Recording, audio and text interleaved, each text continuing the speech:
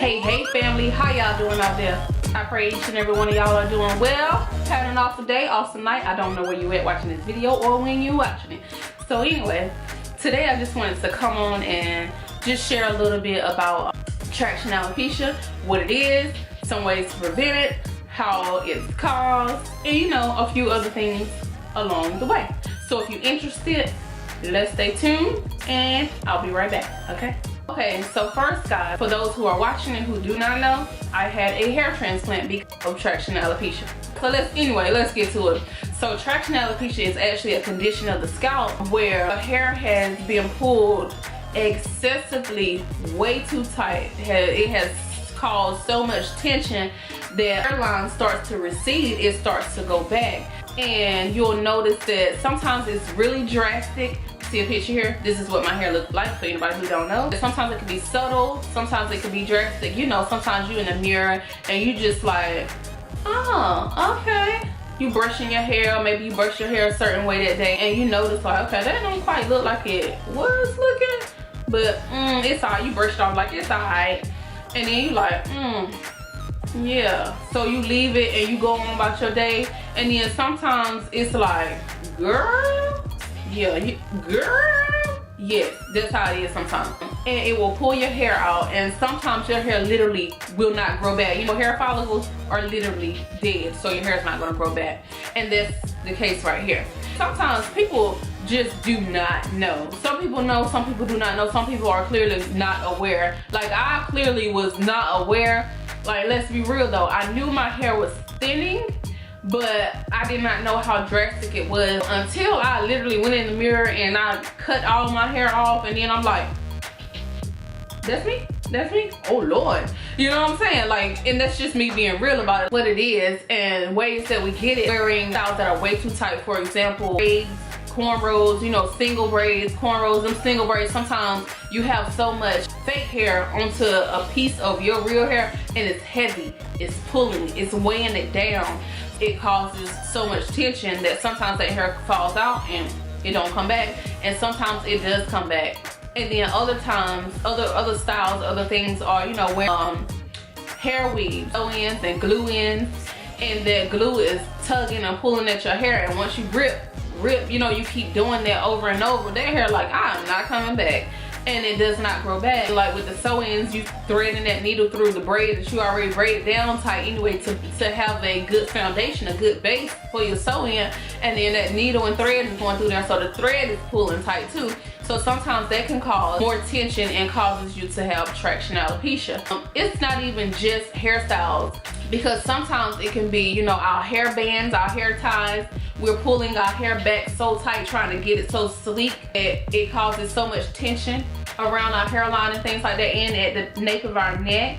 Because you can have traction alopecia not just at your front hairline where your front hairline starts to recede, but you can have it on the sides of your head, you can have it at the nape, at the back of your head, you can have it at the crown of your head. You know, a lot now what's in is the top knot. I love the style, but at the end of the day, if you're wearing it excessively, like constantly, day after day, you're putting so much tension right there that even that band can snap that hair, and you'll notice you starting to have more hair fall out. Call it shedding, but you'll start to have more hair fall out. Or at the center where you have that top knot at, that your scalp will begin to feel sore sometimes, and sometimes your hair, it'll pull out from your scalp because of all the tension. Headband that have the plastic ones or whatnot, that have those little plastic prong things up under the headband, those round semicircle headbands with the little plastic things that stick out. Those because you're putting there and then you're pulling it back so it can sit where you want it to sit. Sometimes there's so many things, even with the people, they have locks, but then you notice like their hairline is further back than where it was like when they first started their locks. After years go by, it's because it's so heavy sometimes, or like certain spots on their scalp because it's so heavy. I love some locks, but sometimes they're so heavy that it causes tension as well. Hairpins, like we have to be careful how we stick those hairpins in our scalp as well, because when you're sticking them in there and say they make it snagged on our hair or something like that, that's pulling, or with it stuck in there. You know, sometimes I remember back in the day, like having a ponytail, a fake ponytail, and the pin in there, and the person who did your ponytail, you're like, oh my God, just that one pin, if I could just get to that one pin. Yeah, that too and can cause like tension and tugging, like I said, from that snagging, and it can cause your hair to fall out because of the tension and the pulling, because it's so tight. It's your prerogative and it's my prerogative to wear whatever style we want to wear, right? And it's all good, because sometimes you meet people like, you see their hair and it can look like mine, or it can look worse, or maybe not as bad as mine, how it's looking right here, and they're like, girl, whatever, I'm gonna do what I want to do, I'm gonna wear what I want to wear. Cool, boo, do you. You feel what I'm saying? Because I'm gonna do what I want to do too. I feel you. I'm just here, you know, like little preventative measures that we can do, you know, like for those of us who may like to wear a sew-in or the top knot, or glue in, or you know, the weaves with the adhesive glue now, you know, because you have the lace wigs with the band, because even that band can cause tension in the back and it can cause your hair to snap. You wonder why your hair is shorter in the back there sometimes. Not always, but sometimes that happens. And like I say, because you can have traction alopecia anywhere on your head, anywhere that you are excessively putting tension and pulling, it can happen. You know, maybe we want to wear a sew-in, maybe we want to wear a wig, maybe we want to wear some braids, whatever. Maybe we want to wear a wig, whatever the case may be, whatever style it may be, top knot, ponytail, whatever. You know, like when we're wearing those styles, ways to help prevent, you know, the tension and the pulling so much so that we don't develop traction alopecia is, you know, maybe we wear the style and then when we take it out, you know, give our hair and our scalp a break. You know, maybe a week or two, you go like, okay, well, I ain't gonna wear that style for another week or two. Like, I'm gonna give my hair some time to breathe, my scalp some time to breathe and recuperate from all that tugging and all that pulling, and from it being covered up, because your hair needs sunlight, it needs air, it needs water, you know what I'm saying?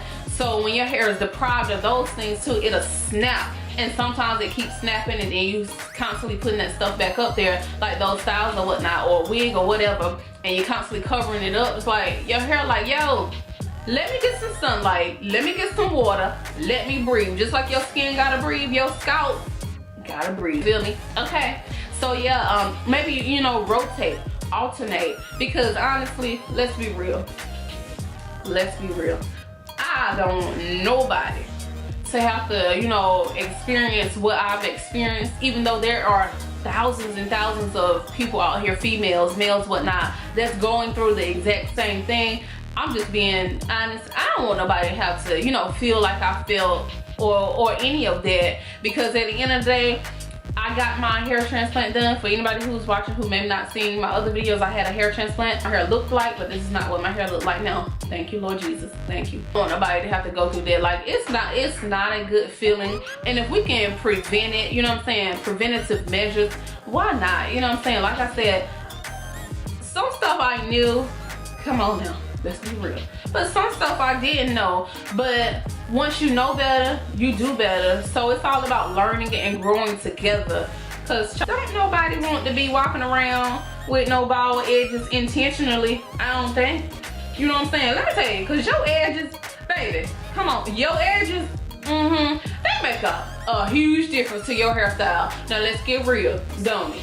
I know it do. At least I'm gonna speak for me. I'm telling you, like, I can sit here with this wig like pulled back just a little bit now. I don't want it that far back, but what my whole point, without having to have it like sit like so far up on my head, like, no, come on, I want my wig to go back just a little bit. You feel what I'm saying? Come on now. And not long from now, shoot, I want to wear me a ponytail. I might want to wear me a top knot, but I'm gonna take my own advice, baby. Wear the top knot a few days and then let your hair down. Let your hair down. You feel what I'm saying? Like, I'm just being real. Some alopecia is hereditary. Let's be real. Some stuff we do to ourselves. Let's just be real. Some stuff we do to ourselves, and it's all good. It ain't about scolding nobody. Like I said, when we know better, we do better. I know better now, so I'm gonna do better now. You know what I'm saying? And baby, I ain't about to mess up what I got up here. You see what that was looking like? I don't want to look like that no more. No thank you. So yeah, anyway, I just wanted to share that little bit, and I hope, you know, I helped somebody along the way. Maybe I said something that you knew, maybe I said something that you did not know. Whatever the case may be, hey, thank you for watching. I certainly appreciate y'all for watching. You all have an awesome and you have a blessed night. If you have any questions, comments, please drop them below. and I'll do my best to respond back. Talk to you later. God bless.